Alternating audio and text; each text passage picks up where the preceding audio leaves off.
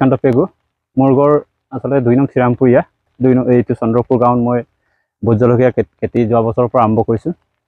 তাত এনেই মই 400-500 জোপাকে কৰি আছিলোঁ কিন্তু যেটো ভোট জলকীয়াৰ ডিমাণ্ডটো লৈ এই বছৰ মই বেছিকৈ কৰিছোঁ প্ৰায় ইয়াত মোৰ পুৰা বেছি আছে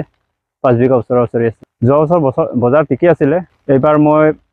ইয়াত 6000 এবভ আছে বিভাগৰ পৰা একো পোৱা নাই মই এগ্ৰিকালচাৰ গৈছিলোঁ মাৰ্চিঙৰ কাৰণে কিন্তু তাত এনেকৈ ডেপুটেশ্যন নাই মানে বস্তুটো নাই বুলি কোৱাৰ কাৰণে মই লাহেকৈ ঘূৰি আহিবলগীয়া হ'ল হ'লেওতো নিজৰ গাঁঠিৰদন ভাঙি